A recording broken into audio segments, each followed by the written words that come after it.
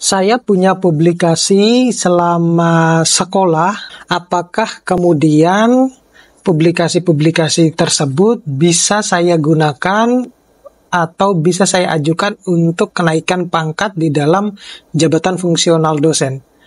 Mau tahu jawabannya seperti apa? Tetap stay tune di channel saya, kita bahas ini lebih dalam.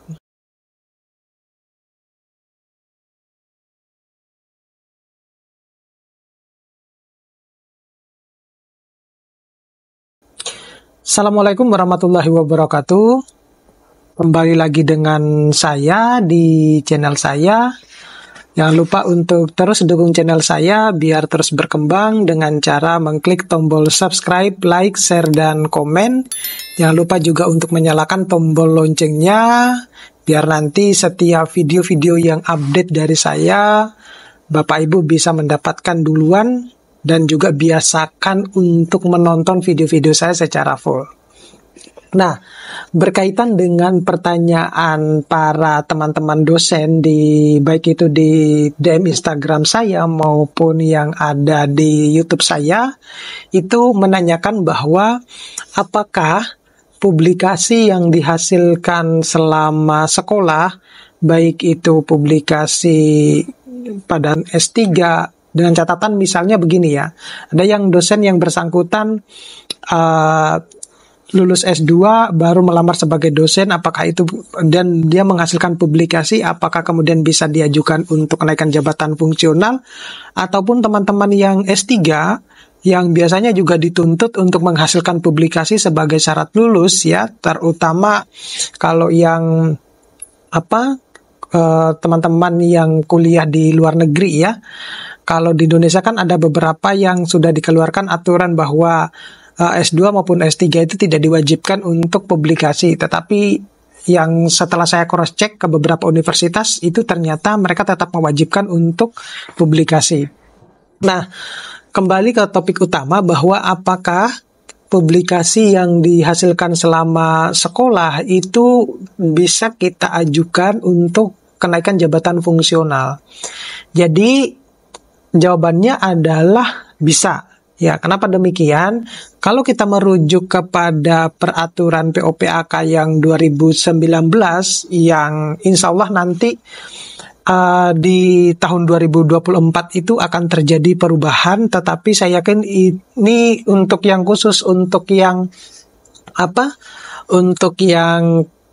pengakuan dari publikasi yang dihasilkan selama sekolah itu saya kira tidak ada perubahan. Jadi kalau kita merujuk kepada POPAK ya, yang tahun 2009 itu diperbolehkan kita mengajukan kenaikan jabatan fungsional dengan memakai dari publikasi yang kita hasilkan selama sekolah tersebut ya. Nah, dari mana? Jadi kalau di dalam websitenya Kemendikbudristek itu juga menyebutkan bahwa karya ilmiah yang dipublikasikan atau yang diterbitkan di jurnal nasional terakreditasi, kemudian jurnal internasional selama pendidikan sekolah, baik itu tugas, izin belajar, yaitu S2 maupun S3, yang merupakan sintesis atau pengembangan dari disertasi ataupun tesis, paling sedikit terdapat kebaruan 50% dari disertasinya. Ya, itu kalau yang di websitenya Kemendikbudristek. Tetapi kalau di POPAK itu menyebutkan bahwa nilai kebaruannya itu minimal 75%. Dari disertasinya atau tesisnya itu diakui dapat dipergunakan untuk kenaikan jabatan atau pangkat setelah selesai pendidikan sekolah, tetapi tidak dapat dijadikan sebagai pemenuhan syarat khusus. Maksudnya syarat khusus itu seperti apa? Jadi misalnya selama sekolah itu saudara punya beberapa publikasi, baik itu publikasi yang dihasilkan dari mensintesis ya, atau pengembangan dari disertasi atau tesisnya, ataupun punya publikasi yang tidak ada hubungannya dengan disertasi ataupun tesisnya. Nah, itu tidak bisa diajukan sebagai syarat khusus. Misalnya, saya nih posisinya katakanlah lektor kepala. lektor kepala 4A misalnya.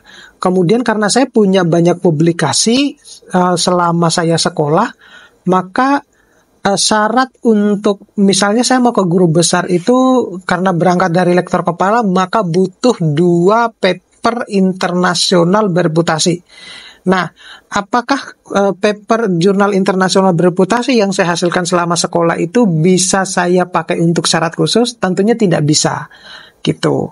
Yang diperbolehkan adalah hanya untuk kenaikan jabatan, tidak bisa untuk loncat jabatan ya. Loncat jabatan menjadi misalnya guru besar karena 2 syarat khusus, yaitu 2 paper internasional bereputasi yang dihasilkan selama sekolah itu dipakai untuk syarat khusus. Itu tidak bisa.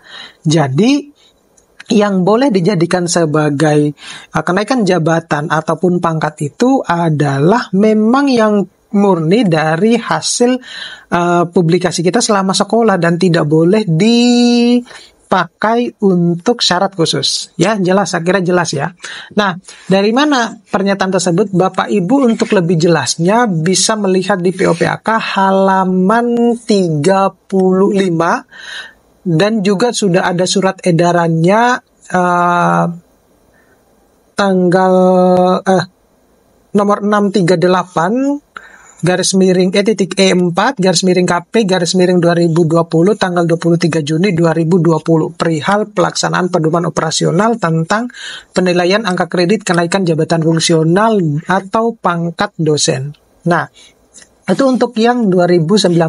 Nah, kita ini kan sedang menunggu aturan POPAK yang terbaru ya, yang akan terbit, insya Allah akan terbit tahun 2024 itu, tetapi yang bocoran yang saya dengar-dengar itu adalah khusus untuk karya yang dihasilkan selama publikasi itu, selama sekolah itu masih tetap diakui gitu. Nah, untuk perubahan secara signifikan seperti apa itu masih dirahasiakan karena di dalam dokumennya tertulis bukan untuk disebarluaskan sebelum memang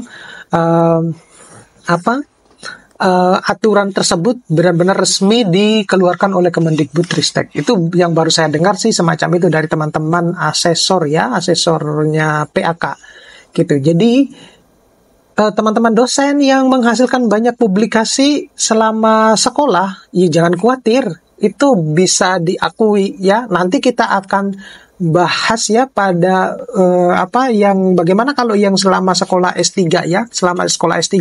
Berarti kan kalau selama sekolah S3 itu besar kemungkinan kan dia mungkin sudah jadi dosen ya, sudah jadi dosen. Nah, kalau status pengakuan aktivitas untuk yang sekolah S3 itu juga masih tetap diakui gitu. Jadi gak usah khawatir. Jadi menurut saya itu pun juga yang saya lakukan adalah saya juga mencoba untuk produktivitas, baik itu saya mencoba untuk menulis paper-paper dan sudah ada beberapa yang sudah publish yang saya hasilkan selama saya sekolah S3, baik itu yang dari disertasi saya maupun yang bukan dari disertasi saya. Jadi selama saya pada saat saya berangkat sekolah itu ada beberapa data yang memang belum sempat saya tulis untuk dipublikasikan gitu. Jadi dari hasil penelitian-penelitian saya yang waktu itu yang belum sempat saya publikasikan, kalau saya punya waktu luang dan sudah ada beberapa yang sudah publish itu saya tulis, dan itu bukan